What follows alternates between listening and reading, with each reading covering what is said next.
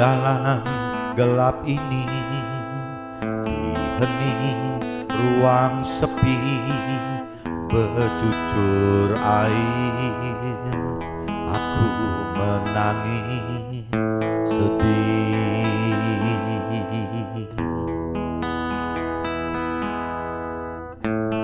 Terteduh ku bersujud atas semua dosa, aku menyesal, aku menangis. Tuhan yang Esa, ku hanyalah insan yang berdosa.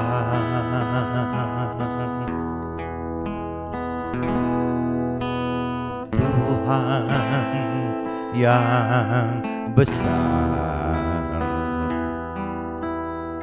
aku tersesat atas dosaku. Tuhan,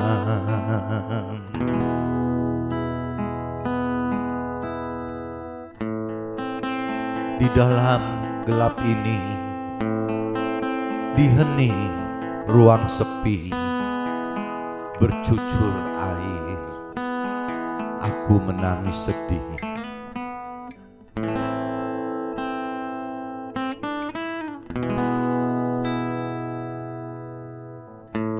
Masih ada harapan untuk diriku ini, aku memohon, ampuni aku. Berteduh ku bersujud atas semua dosa, aku menyesal, aku menangis. Tuhan yang Esa, ku hanyalah insan yang berdosa.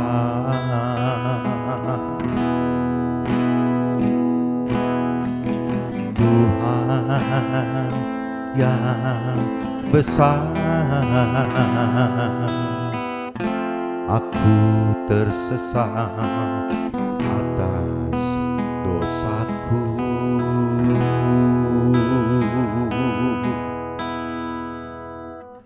Tuhan,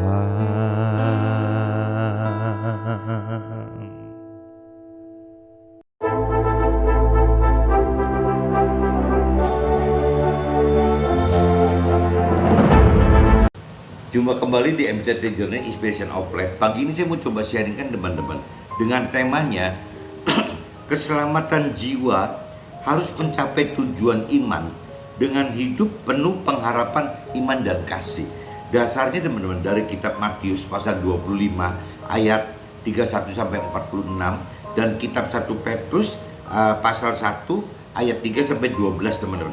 Ini sebelum masuk ke draft saya coba bacakan dulu dasar firman-nya di kitab Matius pasal 25 ayat 31 sampai 46 teman-teman. Coba teman-teman cari, kalau bisa kita bareng-bareng. Cuma saya langsung bacakan dalam bentuk universal aja teman-teman. Penghakiman terakhir, perikopnya judulnya adalah penghakiman terakhir teman. Ayatnya dari perikop ini ayatnya dari 31 sampai 46 teman-teman.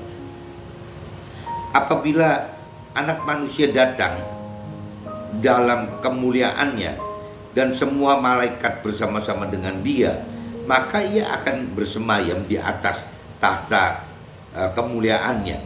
Lalu semua bangsa akan dikumpulkan di hadapannya dan dia akan memisahkan mereka seorang daripada seorang, sama seperti gembala memisahkan antara domba dan kambing teman-teman.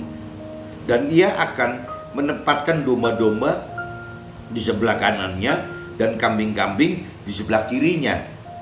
Dan raja itu akan berkata kepada mereka yang sebelah kanannya, "Mari, hai kamu yang diberkati oleh Tuhan Allah, terimalah kerajaan yang telah disediakan bagimu sejak dunia dijadikan.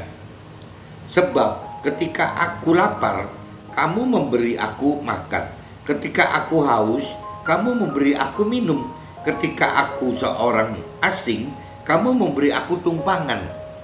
Ketika aku telanjang, kamu memberi aku pakaian. Ketika aku sakit, kamu melawat aku. Ketika aku di dalam penjara, kamu mengunjungi aku." Maka orang-orang benar itu akan menjawab dia, katanya, "Tuhan, bila manakah kami melihat engkau lapar dan kami memberi engkau makan, atau haus dan kami memberi engkau minum? Ya. Bila manakah kami melihat engkau sebagai orang asing dan kami memberi engkau tumpangan, atau telanjang dan kami memberi engkau pakaian? Bila manakah kami melihat engkau sakit atau dalam penjara dan kami menganggap engkau?" Dan raja ini akan menjawab mereka, "Aku berkata kepadamu, sesungguhnya segala sesuatu yang kamu lakukan untuk salah seorang dari saudaraku yang paling hina ini, kamu telah melakukannya untuk aku." Tuhan malah katakan begitu, teman-teman. Dan ia akan berkata juga kepada mereka yang di sebelah kirinya, berarti orang-orang yang tidak dianggap kurang benar, teman-teman. "Enyahlah dari apa ini?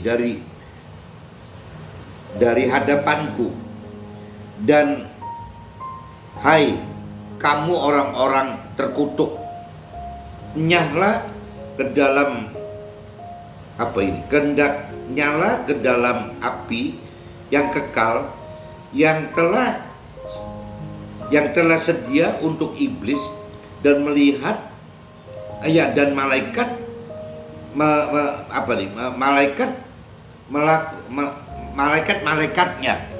Bentar, teman-teman.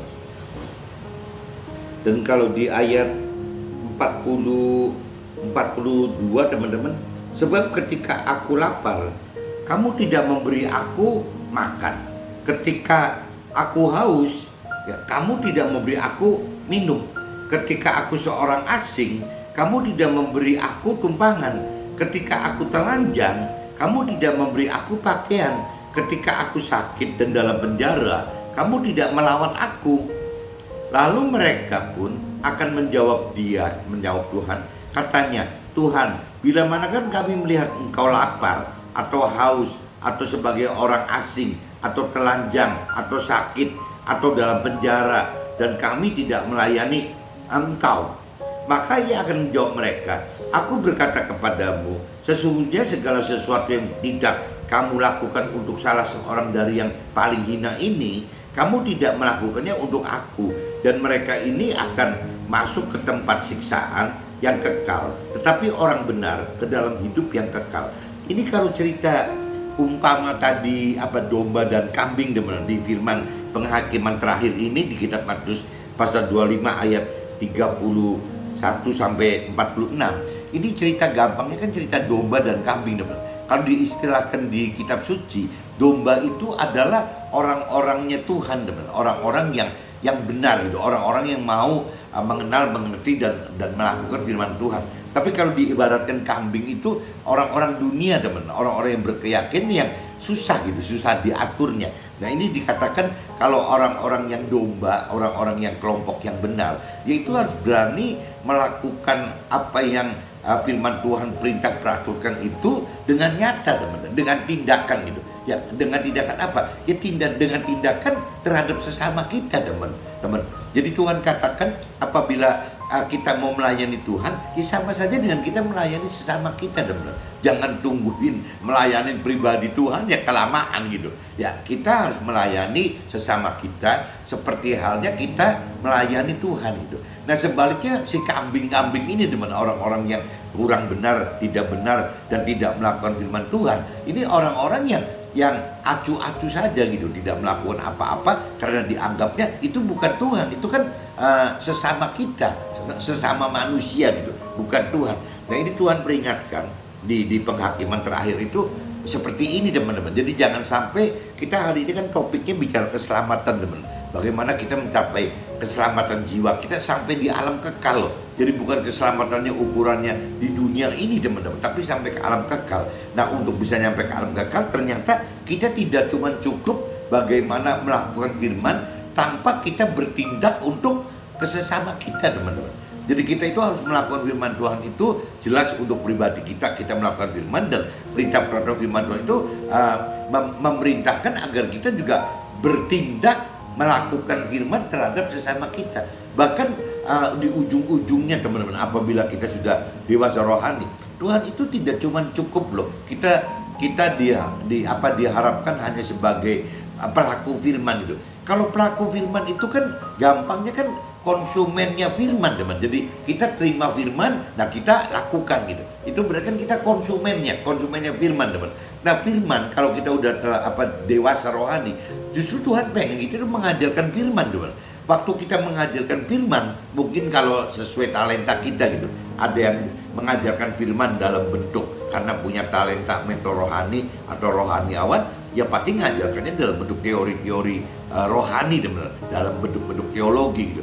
Tapi kalau bagi kita yang di marketplace, di dunia sekuler, ya kita kan nggak punya kemampuan tidak punya talenta sebagai mentor rohani atau rohaniawan teman. Berarti ya kita hanya mengajarkan firman Tuhan itu dengan memberitakan kebenaran firman Tuhan yang kita alami dalam hidup kita bersama Tuhan teman. Dan juga selalu kita beritakan dengan dasar firman Tuhan teman. Jadi kita cerita kesaksian itu dengan dasar teman, bukan tidak dengan dasar. Dengan dasar firman Tuhan dan juga dengan dasar bersama Tuhan gitu. Bagaimana kita menghidupkan roh Tuhan dalam bersaksi itu, dalam memberitakan firman itu teman.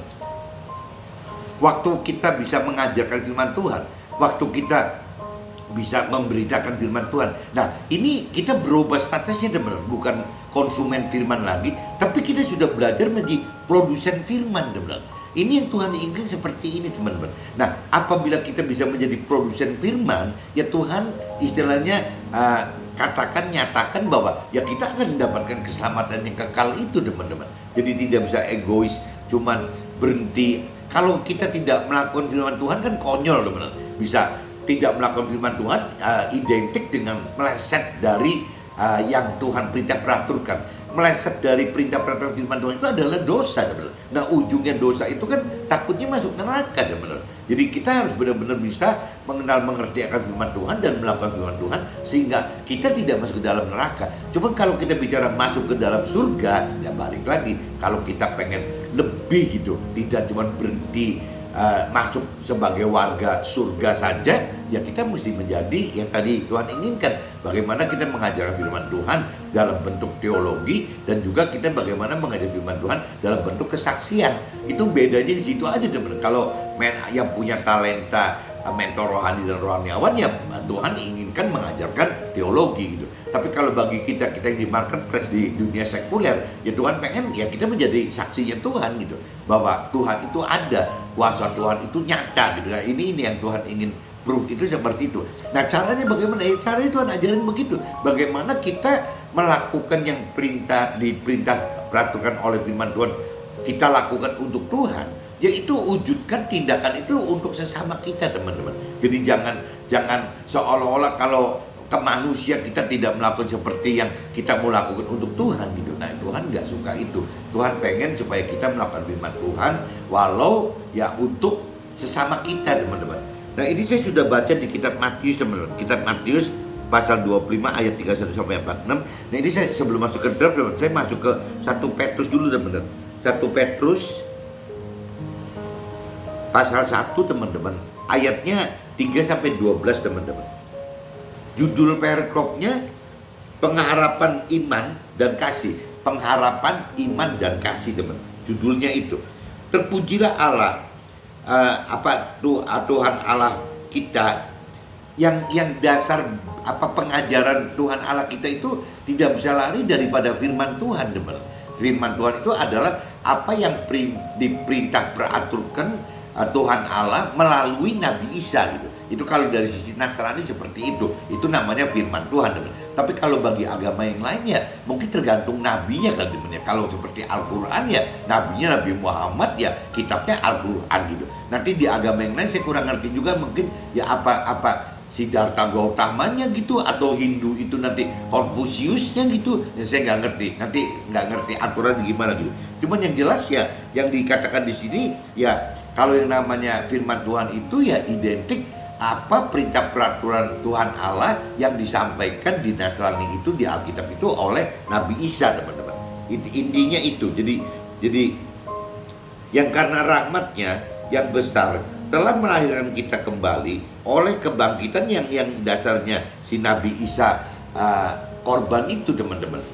Nah itu jadi akhirnya Nabi Isa berkorban sampai wafat kayu salib, ya darahnya bisa menebus dosa kita, dan ditinggalkan juga firman Tuhannya, teman. Firman Tuhan itu yang kita peroleh karena pengorbanan Nabi Isa tadi gitu.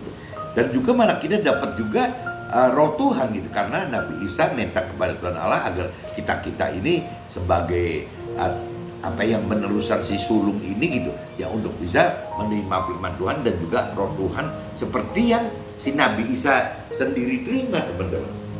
Nah ini kepada suatu hidup penuh pengharapan untuk menerima suatu bagian yang tidak dapat binasa, yang tidak dapat tercemar, dan yang tidak dapat layu, yang tersimpan di dalam surga bagi kamu, yaitu kamu yang dipelihara dalam kekuatan Allah karena imanmu, sementara kamu menantikan keselamatan yang telah tersedia untuk dinyatakan pada zaman akhir. Bergembiralah akan hal itu, sekalipun sekarang ini kamu seketika harus berduka cita oleh berbagai-bagai pencobaan. Nah ini teman-teman, apabila kita ingin melakukan firman Tuhan, ternyata ya di firman Tuhan katakan kita ini bisa akan alami duka cita, teman-teman. Memang konsekuensi untuk ikut perintah peraturan firman Tuhan itu ya penderitaan, teman-teman. Jadi ujian cobaan gitu. Maksud semuanya itu untuk membuktikan kemurnian dari iman kita, dari imanmu gitu, yang jauh lebih tinggi nilainya daripada emas yang fana, yang diuji kemurniannya dengan api, sehingga kamu memperoleh puji-pujian dan kemuliaan dan kehormatan pada hari ya Nabi Isa dinyatakan berkorban itu, teman-teman. Jadi kuncinya ya bagaimana mengharapkan dan menunggu-nunggu ya firman Tuhan gitu. Intinya itu, teman-teman. Jadi sekalipun kamu belum pernah melihat Dia, maksudnya sekalipun kita belum pernah melihat Tuhan gitu, namun kamu mengasihinya, kamu percaya kepada Tuhan, kepada Dia, sekalipun kamu sekarang tidak melihatnya, tidak melihat Tuhan, kamu bergembira karena sukacita yang mulia dan yang tidak terkatakan, karena kamu telah mencapai tujuan imanmu. Jadi kalau kita bisa bergembira, bersukacita dalam kondisi menderita, teman-teman, dalam menghadapi ujian cobaan, ya firman Tuhan katakan berarti kita sudah nyampe ke tujuan iman kita gitu, teman-teman, yaitu keselamatan jiwa. Jadi kalau kita bisa tidak berduka cita dalam penderitaan melakukan firman Tuhan, ya kita berarti sudah nyampe mendapatkan keselamatan jiwa kita, teman-teman. Keselamatan itulah yang diselidiki dan diteliti oleh nabi-nabi yang telah bernubuat tentang kasih karunia yang kasih karunia yang diuntukkan bagimu, dan mereka meneliti saat yang mana dan yang bagaimana yang dimaksudkan oleh roh Tuhan itu.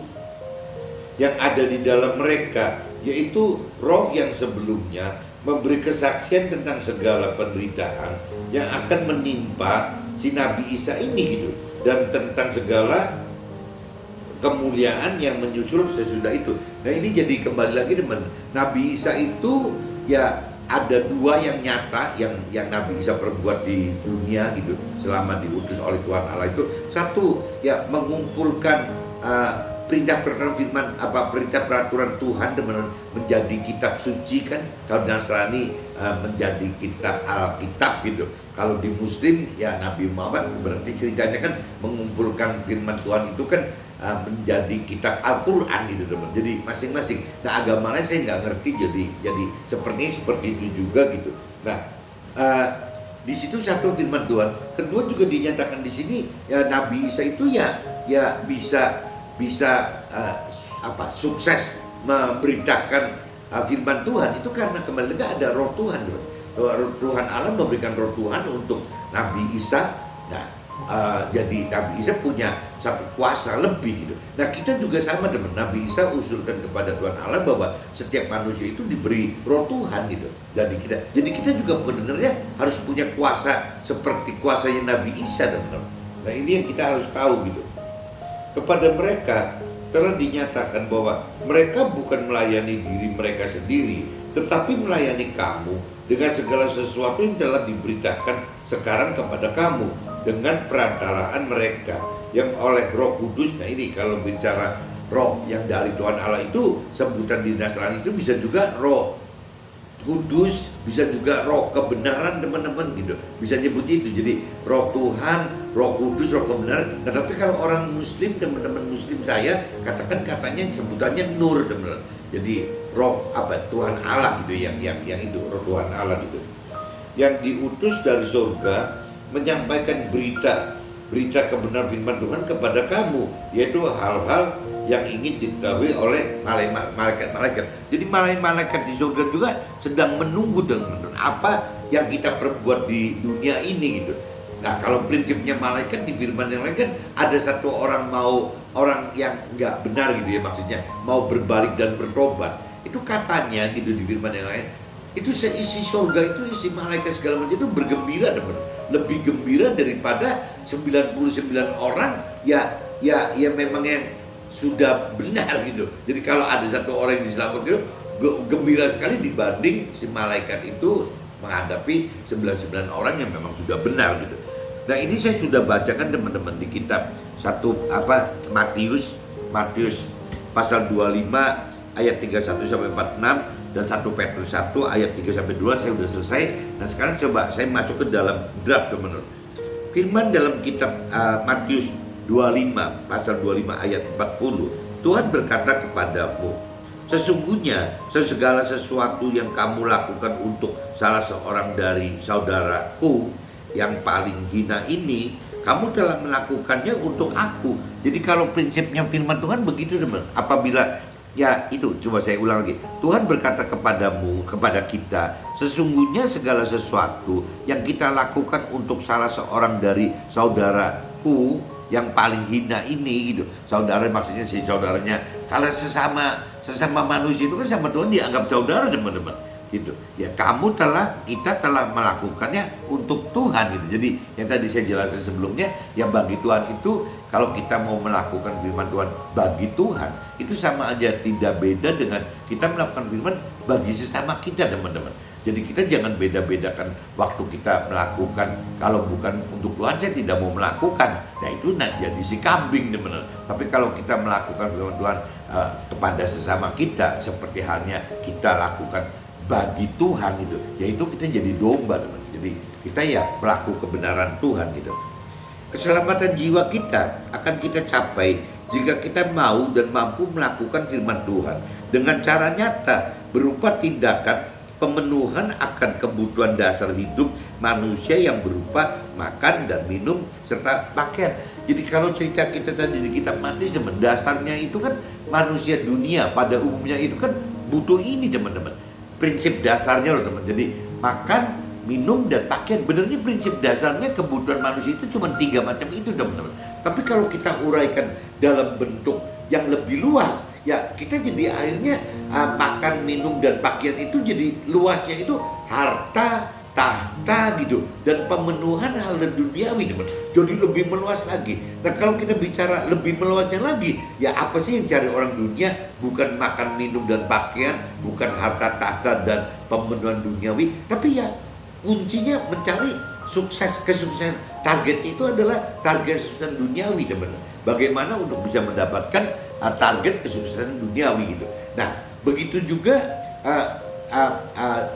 orang dunia, orang berkeyakinan itu mengendaki kebahagiaan duniawi juga dengan cara bagaimana seluruh kebutuhan hal-hal duniawi harus dipenuhi gitu. Jadi prinsip dasarnya itu. Nah kalau kita gabungkan semua teman-teman, dari mulai makan, minum, pakaian, digabungkan lagi dengan harta, tahta, dan hal-hal duniawi, digabung lagi dengan kesuksesan, target kesuksesan duniawi, target kebahagiaan duniawi, dan pemenuhan nafsu-nafsu duniawi. Itu semua teman, dasarnya itu ya butuh uang teman. Nah ini yang dikhawatirkan itu apabila dasar yang diharapkan itu uang atau mamon. Nah kalau tidak hati-hati, orang dunia dan orang keyakinan itu akan terjerumus ya menjadikan cinta uang gitu. Nah kalau sudah bicara cinta uang teman-teman, itu udah lawannya Tuhan terberat itu adalah ya cinta uang itu teman-teman. Jadi Tuhan itu tidak mau bagaimana caranya kita ini terjerumus masuk ke dalam cinta uang gitu. Nah ini yang Tuhan anggap paling bahaya itu ya apabila cinta uang. Bukan berarti Tuhan tidak melarang, istilahnya tidak kita mencari uang. Justru uang itu bagi Tuhan bagaimana caranya, ada firman katakan lewat uang ini, lewat mamon ini bisa nggak dikelola menjadi persahabatan bagi dunia. Maksudnya bagaimana caranya supaya orang dunia itu lewat mamon-mamon yang kita ada gitu ya bisa mendengarkan pemberitaan kebenaran firman Tuhan, sehingga si orang-orang dunia atau orang keyakinan itu dengan mamonnya kita, dengan uangnya kita, mereka sesama kita diselamatkan. Tujuannya begitu teman-teman. Jadi satu-satunya kalau kita bicara di kitab perjanjian baru gitu, ya dinyatakan bahwa tidak ada cerita-cerita seperti di kitab perjanjian lama. Nah kita ini kan hidupnya bukan di era kitab perjanjian lama teman. Kita ini kan hidup di terakhirnya kan di area perjanjian baru. Jadi parameter terakhir untuk hidup kita adalah apa yang diperintahkan oleh kitab perjanjian baru teman. Nah tapi perlu nggak kita perjanjian lama? Kita perjanjian lama itu masih bicara tentang banyak hal tentang duniawi teman. Itu perlu teman. Kalau enggak kita tidak tahu gitu, tidak tahu mana yang benar mana yang salah gitu. Tapi kitab perjanjian baru ini firman Tuhan katakan yang menyempurnakan kitab perjanjian lama teman. Jadi parameter kita tidak bisa menggunakan parameter perjanjian lama gitu. Kalau kita perjanjian lama itu kalau ibarat kalimat itu masih ada komanya teman-teman, ada kelanjutannya gitu, belum sampai ke titik. Jadi kita perjanjian lama kalimatnya tetap kita ikuti, tapi ada komanya teman. Nah komanya ini dilanjutkan kitab perjanjian baru dengan titik gitu. Nah ini bedanya kita perjanjian lama dengan baru itu teman. Jadi firman Tuhan dan Tuhan katakan bukan berarti kita perjanjian baru itu menghapuskan, menghilangkan kita perjanjian lama. Tidak pernah Tuhan rencanakan seperti itu. Jadi kita perjanjian baru adalah yang penyempurnaan saja. Nah ini kembali lagi yang di kitab perjanjian baru katakan gitu ya, kita udah bukan bicara hidup di dalam Taurat gitu, tapi kita udah kasih karunia Tuhan dari anugerah yang dari Tuhan gitu. Nah ini yang Tuhan katakan bahwa yang bisa menyelamatkan itu bukan kesuksesan duniawi gitu, bukan kebahagiaan duniawi, bukan pemenuhan nafsu duniawi, tapi yang menyelamatkan itu adalah bagaimana kita mendapatkan keselamatan yang dari akhirat, bagaimana kita mendapatkan damai sejahtera di dalam akhirat. Bagaimana kita bisa bukan memenuhi nafsu duniawi, tapi bagaimana kita bisa hidup bersama Tuhan di dalam akhirat. Jadi kuncinya semua urusannya kita dengan Tuhan teman. Tidak ada harta duniawi yang seperti diharapkan di dalam kitab perjanjian lama kita teman-teman. Nah ini yang repot itu kan gitu teman. Jadi kalau teman-teman yang tidak lebih dalam mengerti akan firman Tuhan, yang dikhawatirkan itu, yang diekspos itu hanya janji-janji duniawi di perjanjian lama saja. Ya tidak terlihat apa yang Tuhan inginkan pada akhirnya gitu. Pada akhirnya Tuhan bukan mengharapkan sukses duniawi itu, tapi keselamatan akhirat. Mudah-mudahan teman-teman bisa tangkap maksud saya teman-teman. Jadi tadi diurai makan, minum dan pakai itu secara firman Tuhan basic sekali gitu, kebutuhan dasar manusia seperti itu. Tapi kalau saya jabarkan secara umum jadi meluas kayak tadi teman-teman gitu. Matius di dalam kitab Matius pasal 6 ayat 31-32, sebab itu janganlah kamu khawatir dan berkata, apakah yang akan kami makan, apakah yang akan kami minum, apakah yang akan kami pakai. Nah ini dasarnya yang dulu awal-awalnya kebutuhan manusia itu seperti itu teman. Semua itu dicari bangsa-bangsa yang tidak mengenal Allah. Akan tetapi Tuhan yang di surga tahu bahwa kamu memerlukan semuanya itu. Jadi kalau cerita zamannya kitab Matius dibuat teman-teman, ya bunyinya itu ya cuma urusan makan, minum, dan pakaian. Rasanya waktu itu juga kemana-mana juga masih jalan kaki teman-teman. Jadi nggak ngeributin ada enakan naik sepeda, beca, atau naik motor, atau naik mobil. Kalau zaman sekarang kan jadi udah maju sekali teman-teman. Yang namanya sepeda aja macam-macam bentuknya, yang namanya mobil aja juga motor aja banyak sekali bentuknya, mobil juga banyak sekali bentuk. Dari mulai harga yang mungkin kalau untuk mobil dari yang belasan juta teman-teman, yang mobil bekas tua gitu, belasan juta sampai puluhan juta, ratusan juta, miliaran, belasan miliar, puluhan miliar. Ini nggak ada batasnya teman-teman. Sampai kalau dinaikkan lagi jet pribadi sudah ratusan miliar mungkin harganya teman-teman. Jadi nggak habis-habis teman-teman. Bisa ratusan miliar mungkin jet pribadi, bisa triliun gitu. Nah ini beda sekali dengan zaman waktu awal, yaitu cuma butuhnya makan, minum, dan pakaian aja teman-teman. Nah ini di ayat 32-nya teman-teman dikatakan begitu. Jadi apa tadi katakan bahwa semua itu yang dicari bangsa-bangsa yang tidak mengenal Tuhan Allah gitu.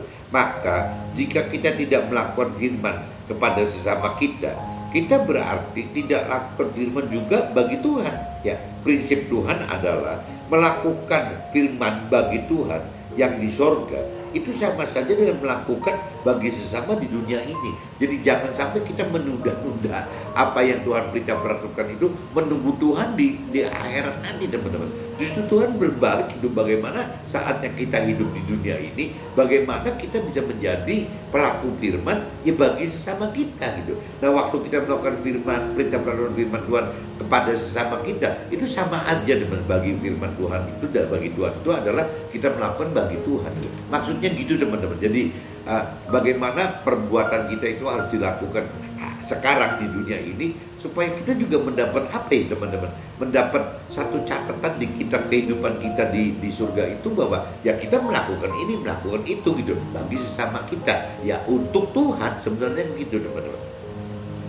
Firman dalam kitab 1 Petrus pasal 1 ayat 5 dan 6 gitu ya, yaitu kamu yang dipelihara dalam kekuatan Allah karena imanmu, sementara kamu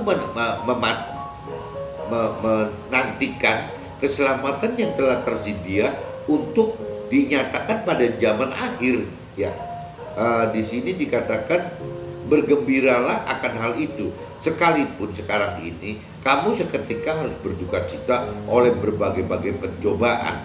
Nah ini kenapa sih kita butuh menderita? Kenapa sih kita butuh menghadapi ujian cobaan itu?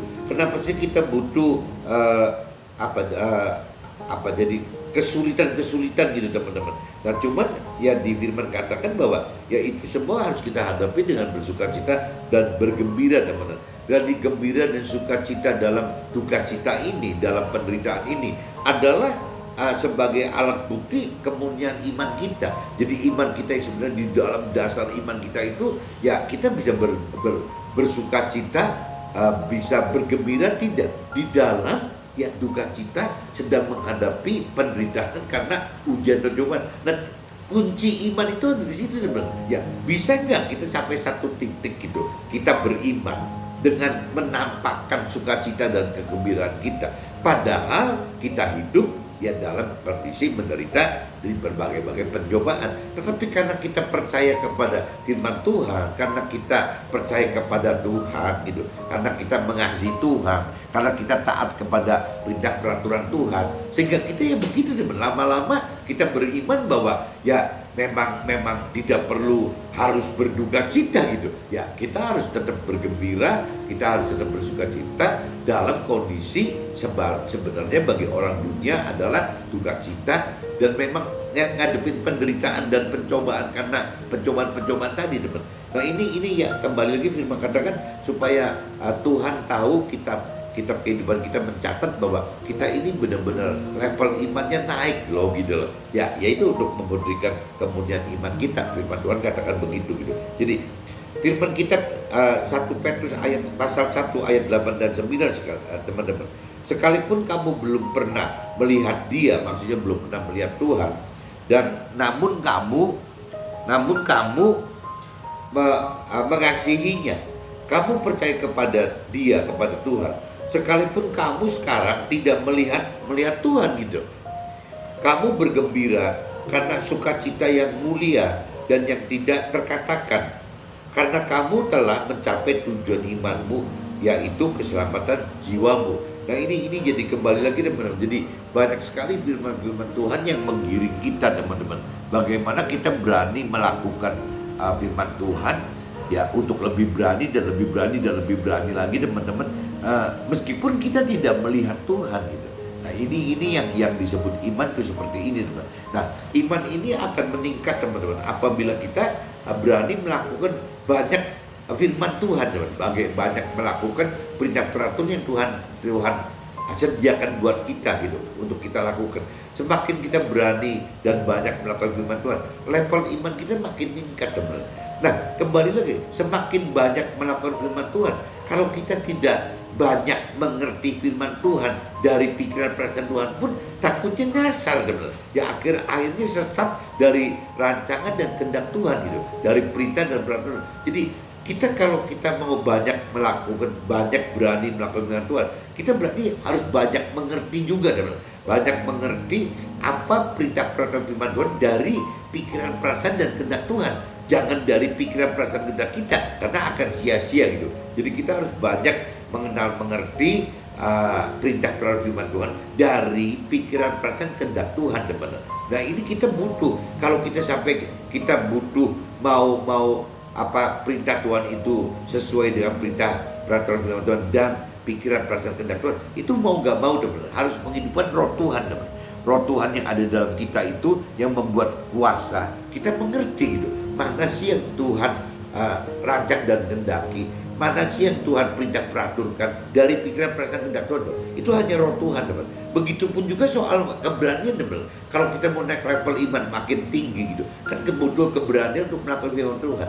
Nah, untuk berani melakukan firman Tuhan juga sama, teman. Butuh roh Tuhan, teman. Butuh roh Tuhan untuk bisa menguatkan kita berani melakukan firman Tuhan.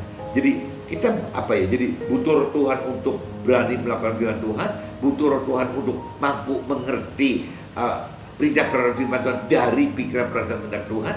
Dan juga ya mau gak mau, teman-teman, kalau kita mau banyak mengerti firman Tuhan, ya kita juga harus banyak mau mengenal firman Tuhan, teman-teman. Nah, firman Tuhan itu sudah tersedia dalam segepok kitab suci, di mana karena firman Tuhan ini hidup, teman. Sampai kita meninggal pun, kalau kita mau melakukan perintah peraturan firman Tuhan sampai segepok kitab suci kita, itu sampai meninggal juga tidak akan habis, teman. Karena firman itu hidup gitu. Jadi dari satu ayat itu bisa berarti tidak pernah terbatas artinya, teman. Nah, bagaimana mengartikan firman Tuhan ya, yang satu ayat itu dalam kitab yang sama, dalam pasal yang sama, dalam ayat yang sama, itu bisa jumlahnya itu, pengertian itu tidak terbatas, teman. Itu firman Tuhan itu seperti itu. Nah, untuk bisa menyatakan firman itu hidup gitu, ya tidak jauh lagi, teman. Harus bisa menghidupkan firman Tuhan gitu dengan roh Tuhan gitu. Nah, waktu menghidupkan firman Tuhan dengan roh Tuhan, kita sudah kategorikan itu bukan logos lagi, teman. Bukan bentuk tertulis, bukan bentuk hukum gitu, bukan bentuk yang kaku, yang baku. Tapi begitu firman Tuhan itu disentuh oleh roh Tuhan, firman Tuhan itu berubah, teman, menjadi rema. Nah, waktu firman Tuhan berubah menjadi rema, teman, ya si firman Tuhan ini jadi hidup sekali teman-teman. Makanya tadi saya katakan firman Tuhan itu dalam kitab yang sama, pasal yang sama, ayat yang sama, itu bisa isi itu berbanyak sekali. Mungkin saya nyebut beratus-ratus, beribu-ribu juga masih kurang kali teman-teman. Jadi memang unlimited, tidak terbatas gitu. Tidak terbatas pengertian akan firman Tuhan, karena firman Tuhan itu hidup teman-teman. Nah ini kembali lagi ya, makanya tadi saya katakan tidak mungkin ada orang yang mampu bisa melakukan firman Tuhan ya dalam hidupnya, dalam seumur hidupnya, dalam arti kata hidup 70-80 tahun ya, atau 120 tahun itu, oh saya sudah habis loh ya melakukan firman Tuhan. Ya kalau membaca firman Tuhan sih namanya kan khatam teman, yang bisa apa, mungkin kalau saya pernah dengar kan ada yang belasan kali, puluhan kali, ratusan kali, itu sih namanya khatam teman. Tapi kalau kita bicara melakukan firman Tuhan, itu yang tidak bisa, tidak pernah ada bisa habisnya teman-teman. Tidak mungkin habis. Firman Tuhan itu tidak mungkin habis, karena ya hidup, karena ada roh Tuhan di dalam firman-firman Tuhan itu. Apabila memang roh Tuhan dihidupkan menjadi rema. Jadi intinya seperti itu teman-teman. Ini jadi saya yang saya perlu apa ya, yang perlu diingatkan itu ya tadi ya, karena kamu telah mencapai tujuan imanmu yang keselamatan jiwamu itu apabila kita ya apa, kita bisa tetap beriman percaya meskipun tidak melihat Tuhan itu seperti itu. Nah, keselamatan jiwa kita akan kita capai dengan cara menyelamatkan jiwa sesama kita bersama roh Tuhan. Nah ini yang perlu sekali teman-teman. Jadi bagaimana kita bisa mendapatkan keselamatan jiwa kita, bahkan bukan cuma keselamatan jiwa kita yang sekedar masuk ke dalam surga, tapi keselamatan jiwa kita tidak hanya berhenti cuma masuk ke dalam warga surga, tapi kita pengen menjadi keluarganya Tuhan di dalam surga gitu. Bagaimana kita menjadi tim kerjanya Tuhan di dalam surga. Nah, untuk bisa seperti itu teman-teman, ya kita tidak cuma cukup yang tadi dikatakan istilahnya keselamatan jiwa kita akan kita capai dengan cara menyelamatkan jiwa sesama kita. Itu yang harus kita lakukan gitu.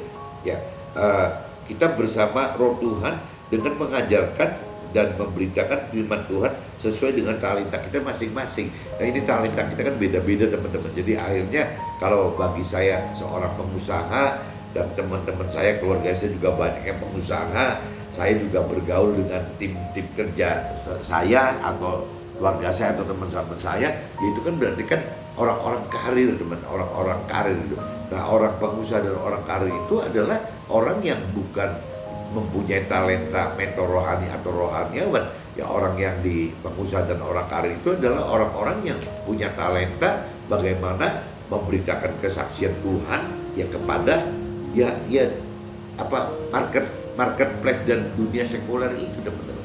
Dan sebenarnya kalau kita melihat jumlah manusia sesama kita di dalam marketplace, di dalam dunia sekuler, apabila kita bandingkan dengan di dalam tempat ibadah kita, tempat ibadah rohaniawan kita atau tempat komunitas mentor rohani kita, ya paling berapa sih teman-teman? Kalaupun misalnya bisa nyebut, suatu tempat ibadah itu bisa ribuan orang, bisa ratusan ribu orang, bahkan mungkin yang ada juta kali, saya juga nggak ngerti.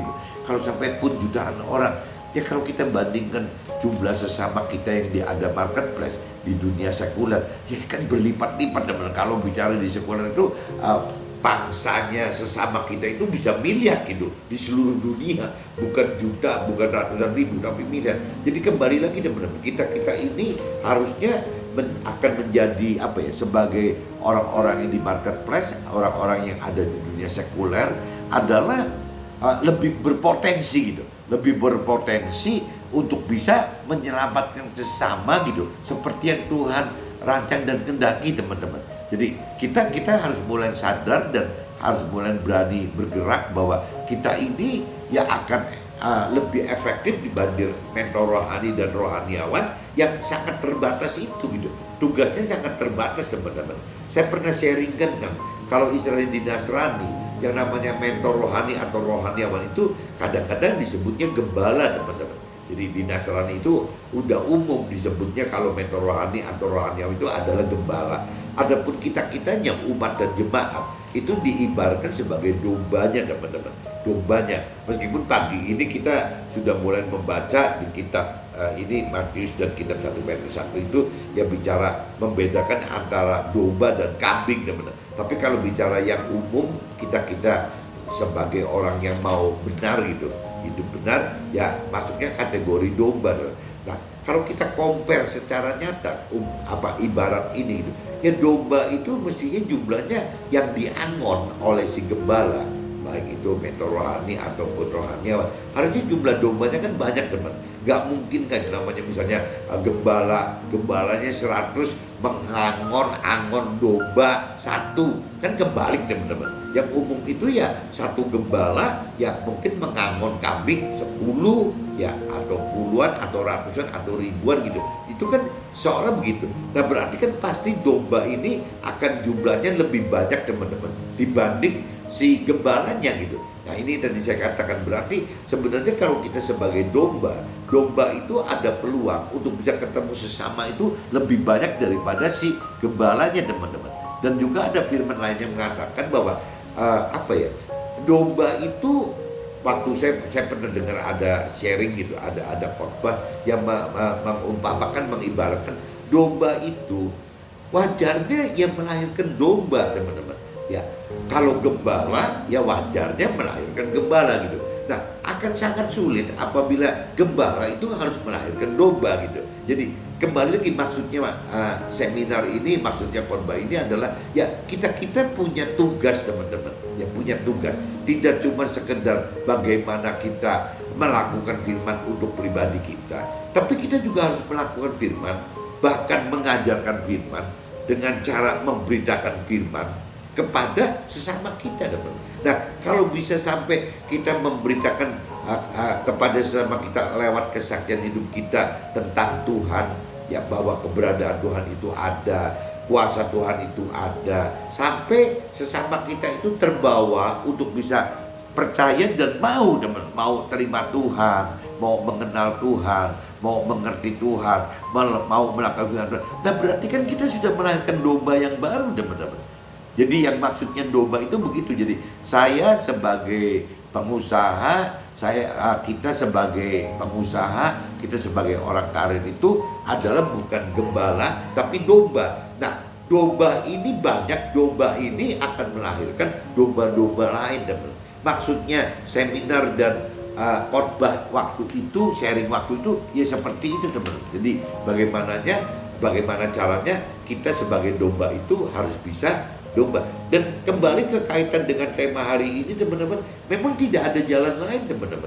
Bagaimana untuk mendapatkan keselamatan jiwa, ya itu harus mencapai tujuan gitu, ya tujuan iman kita ya dengan hidup ya penuh pengharapan, iman dan kasih dalam bentuk ya itu teman-teman. Ya bagaimana kita berpengharapan kepada Tuhan, bagaimana kita beriman kepada Tuhan, dan bagaimana kita mengasihi Tuhan. Nah kalau kita sudah mengerti pengharapan, iman dan kasih yang Tuhan maksud, yang tadi dikatakan di firman di kitab Matius pasal 25, 31, 46, kitab 1 Petrus pasal 1 ayat 3, 12 yang mengatakan begitu teman, bahwa tidak berhenti kita hanya bagi Tuhan, tapi Tuhan katakan bahwa yang kita mesti nyatakan tindakan itu kepada sesama kita gitu, bukan berhenti kepada Tuhan. Ya kalau mentor rohani dan rohaniawan ya kepada domba-dombanya, kepada umat dan jemaatnya. Tapi kalau bicara kepada kita dombanya ya untuk domba-domba lain, untuk sesama domba gitu, sesama manusia yang lain teman. Nah waktu kita melakukan untuk segala sesuatu itu kepada sesama kita, maksud Tuhan, yaitu sama saja dengan kita melakukan bagi Tuhan itu, lakukan itu untuk Tuhan. Nah Tuhan tuh pengen sekali seperti itu teman-teman. Mungkin kita manusia teman-teman, kalau bicara apapun juga kalau Tuhan minta, rasanya nggak mungkin kita tidak lakukan dan tidak kita berikan teman-teman. Tapi kalau kita bicara yang perlu itu sesama kita, kadang-kadang kita masih mikir teman-teman, masa sih enak-enak aja gitu ya buat sesama kita. Tapi Tuhan katakan bahwa sesama kita itu adalah representasinya Tuhan bagi kita gitu teman-teman. Jadi kita udah nggak bisa nolak ya apa yang memang mestinya diperlukan oleh sesama kita itu sama aja dengan apa yang Tuhan perlukan dari kita gitu.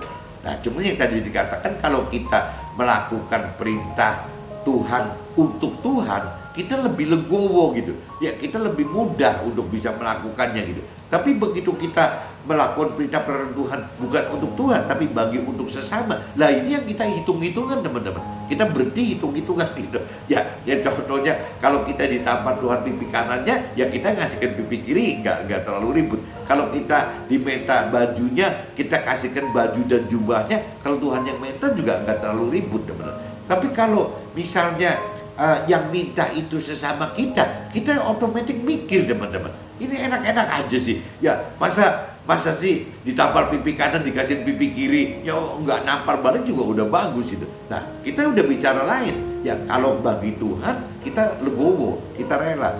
Tapi kalau bagi sesama kita tidak rela. Ya ditampar kita yang kanan juga nggak kebalas sudah bagus. Kenapa kita mesti kasih yang kiri? Kita dikasihkan baju juga udah bagus. Kenapa mesti ngasihkan jubahnya gitu?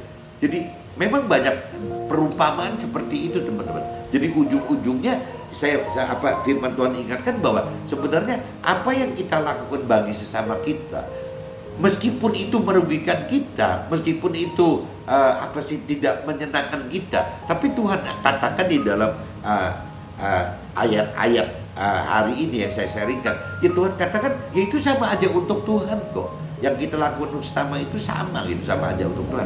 Nah jadi teman-teman maksudnya kita diajar oleh Tuhan bahwa ya kita harus legowo gitu. Ya kalau kita ke sesama kita itu ya kita harus legowo. Yang penting kita lakukan sesuai dengan perintah peraturan Tuhan. Nah perintah peraturan Tuhan itu silakan ditindaklanjuti dengan tidak hanya untuk Tuhan, tidak hanya bagi Tuhan, tapi ditindaklanjuti juga bagi sesama kita teman-teman.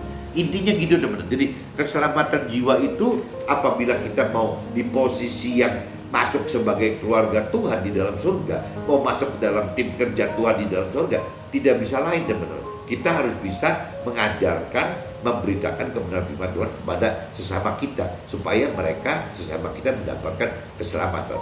Mungkin hari ini saya cukup begini teman, mudah-mudahan teman bisa tangkap, dan kalau kira-kira cukup bisa kecerna, coba sharekan lagi ke keluarga atau teman yang lain. Oke, see you, bye-bye.